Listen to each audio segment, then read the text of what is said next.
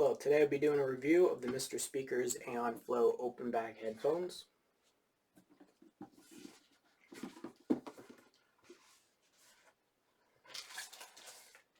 They give you a certificate of authenticity and a cleaning cloth. They give you a quick start user guide, which shows you how to adjust the headband and attach the cable. And you get some warranty information on the back, 2-year warranty.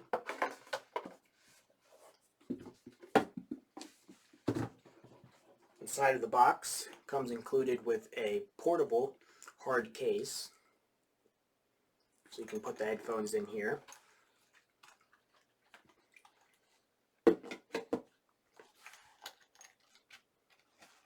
They do give you some tuning pads, so you get 1-notch felt, a pair of those. You get a pair of 2-notch felt, which is a little bit thicker than the 1-notch. And then you get some foams as well.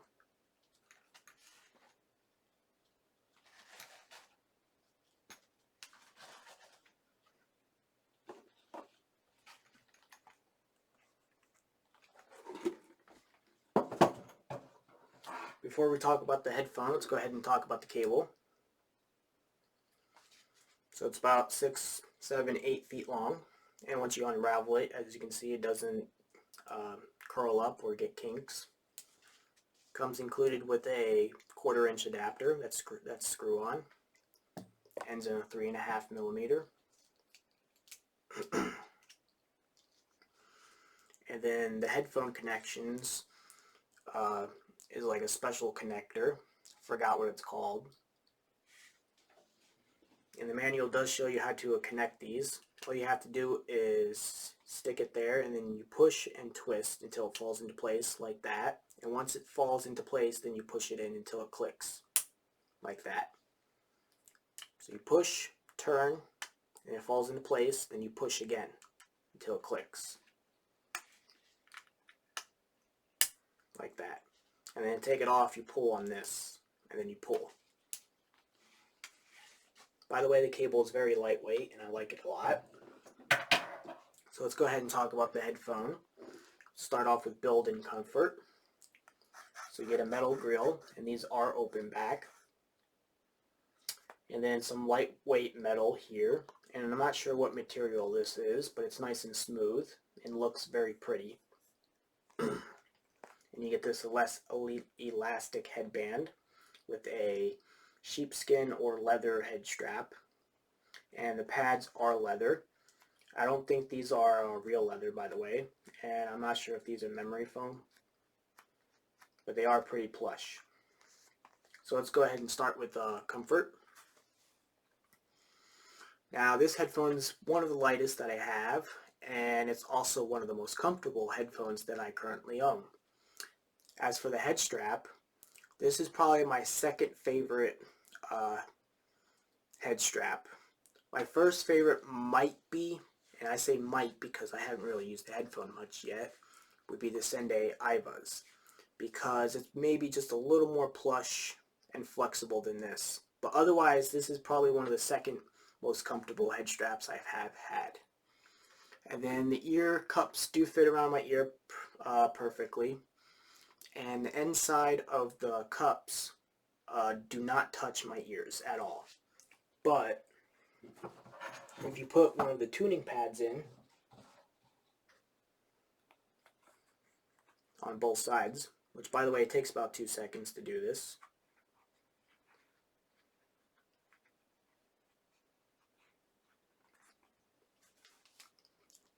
the foams do barely touch the inside of my ear, and the felts don't touch at all. Just something to note. And you could run them with nothing in there, by the way. So comfort is by far one of the best, and build is also one of the best. I think that this headphone is very robust, by the way. So let's go ahead and talk about sound now. First off, before we talk about anything, I want to say that I really like this headphone, but I am not going to recommend it. and we're going to get into why. I like the headphone, but I'm not going to recommend it. So let's talk about bass. This is going to have better, since it's a planar, which goes for about $800. This does do sub bass better than dynamics like the Sennheiser 6XXs or even the 5.8Xs. Now, I do not think the sub bass is better on this compared to the sub bass on, let's say, my M1060Cs or my Hi-Fi-Man Edition XXs or even my Anandas. I will say that the emphasis in the sub bass, so the nice, because this headphone does have pretty nice heft in the sub bass, is going to be a little more elevated than, let's say, the Hi-Fi-Man Ananda, but the quality is not going to be as good. But the M1060Cs actually have a little bit more emphasis in the sub bass compared to this headphone. But compared to the M1060Cs or any of my other headphones, this headphone has much more fullness in the bass. And another way to say that is, yes, this has quite a bit of mid bass, but more importantly, it has a bit, well, not a big bump, but it has quite a bit of a bump in the upper bass to lower mid-range region, which means this headphone is going to be one of the more full sounding headphones that I currently own. And that's one of the reasons why I like this headphone a lot, because it has a very nice fullness in the bass. And that's one of the selling features of the headphone, in my opinion. By the way, I also want to point out that this is an open back, but what a lot of people say is that the MrSpeakers open backs do not sound open, and I'm going to have to agree with that. This headphone sounds very closed.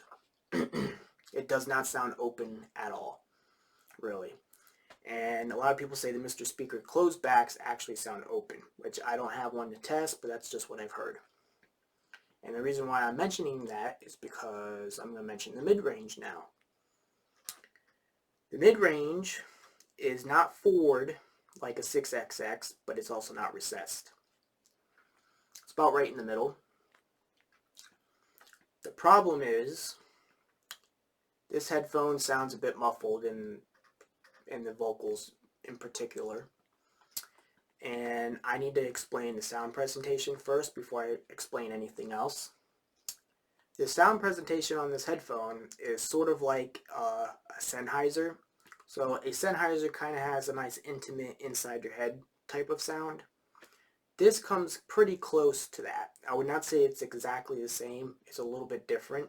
And what I mean by different is it's sort of like the same, but it actually has soundstage. So it kind of has a very Sennheiser-like presentation. And then when compared to the M1060Cs, for example, those have more of a three-dimensional sound, but it's still intimate. And these don't really do that.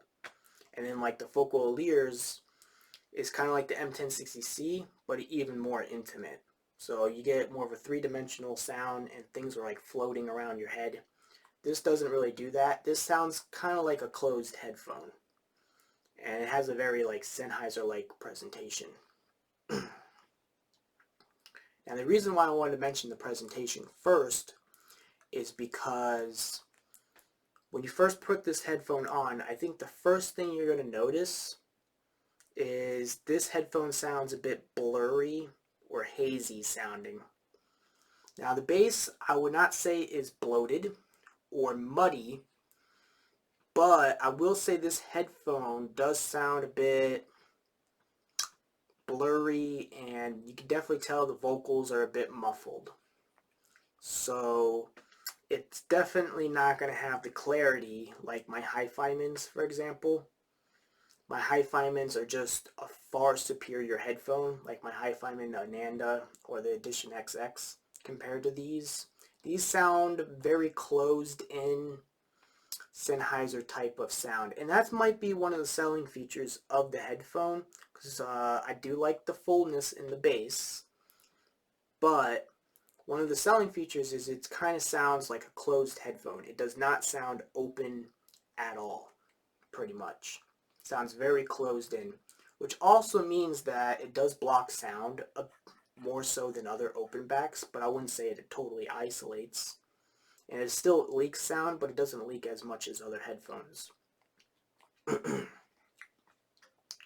So back to vocals, they come across a bit muffled. And because this headphone kind of has a Sennheiser-esque presentation, you're not going to get the best depth or layering or sound separation like my Hi-Fi and Ananda's. They just far superior compared to this headphone. Even my M1060Cs is a better headphone if you're talking about the technical capabilities of this headphone. It's just not that great, sadly. And now I will say one thing: if you go to something like the M1060 Opens, which have a lot of soundstage, when you go from this headphone to that headphone will sound kind of hollow compared to this headphone. This headphone gives you just a very intimate experience with the music, very similar to Sennheiser. Not quite though, because it does actually have some soundstage, but it's definitely nowhere near like the open M1060s. But if you're playing music, the open M1060s can sound a little bit hollow when compared to this. Which also means that the imaging is not going to be as good as the Hi-Fi either. It still images better, and it still has better instrument separation than a Sennheiser, but it's not on the league of Hi-Fi or the Focal Lear or M1060C. It does do those things better than, let's say, my Sennheiser 5.8X's, but it does not compete with my other headphones. So next we have is treble. And by the way, because it doesn't image or soundstage, or it kind of sounds like a Sennheiser, this headphone does work for games, but I wouldn't say it excels in games. So not really a gaming headphone, but it does work pretty good. So let's go ahead and talk about treble now. If you have something like the Focal Lears, the treble on this is going to be quite a bit darker compared to that. So, and the detail in the treble is not going to be as good as like a Focal Lear or the resolution.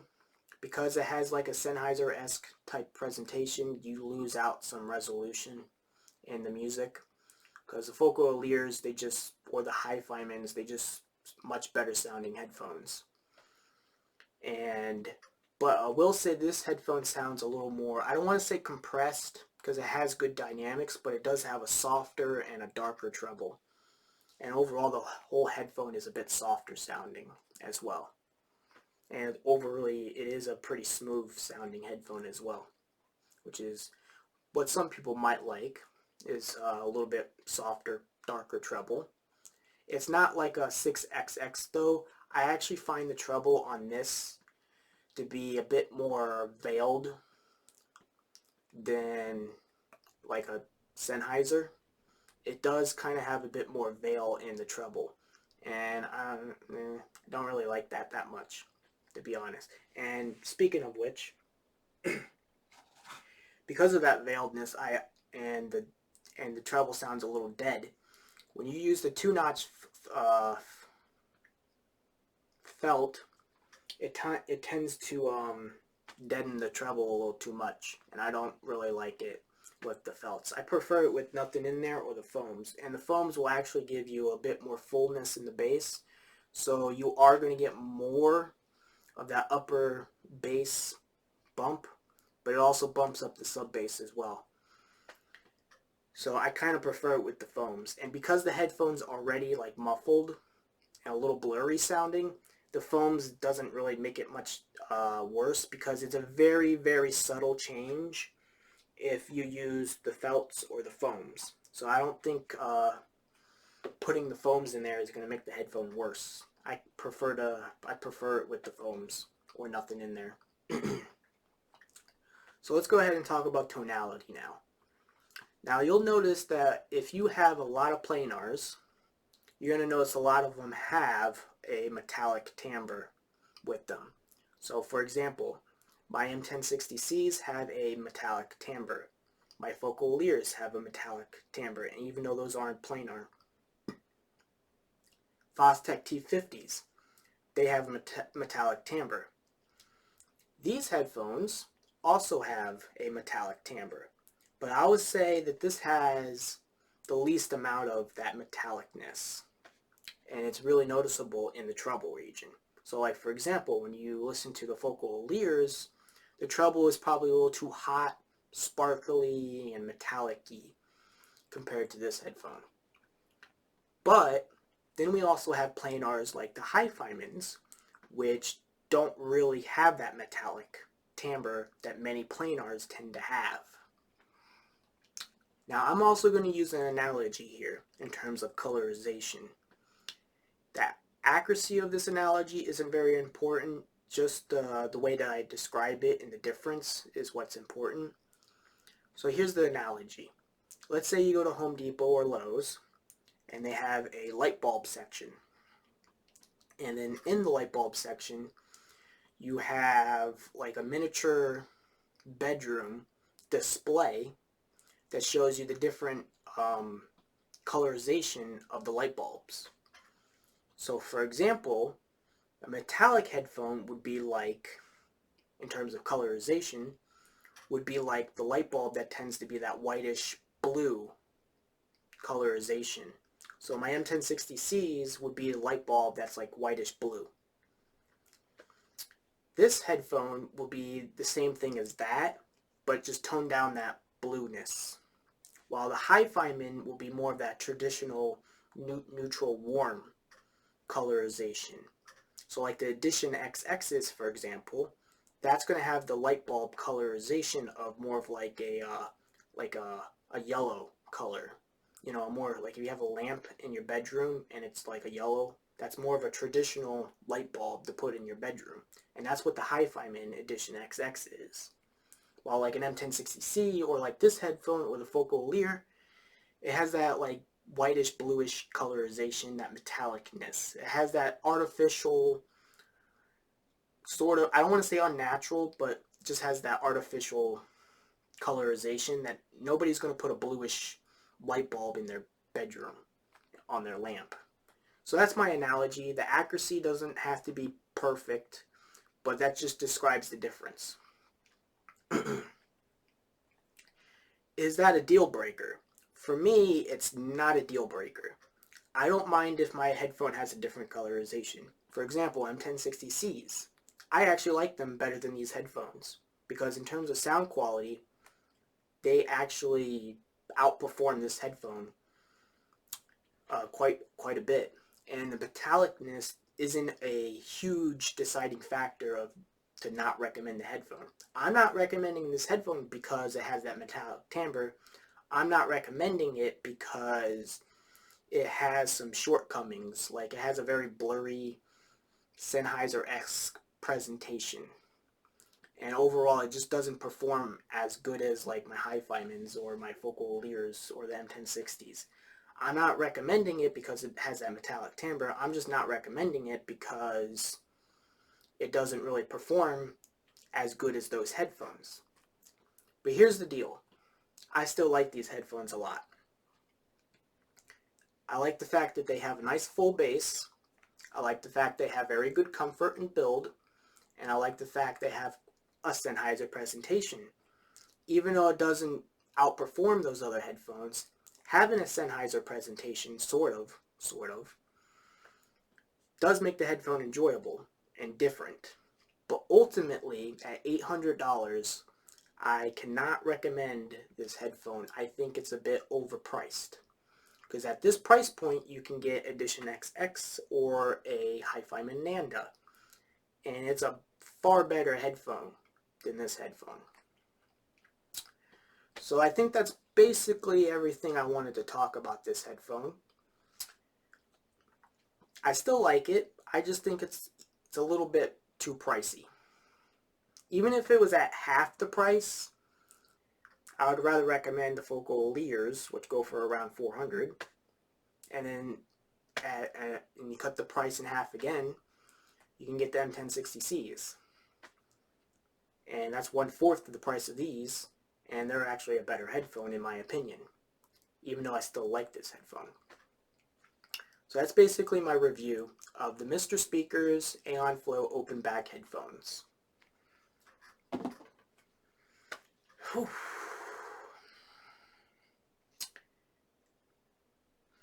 Anywho's, thank you for watching, and I'll see you next time.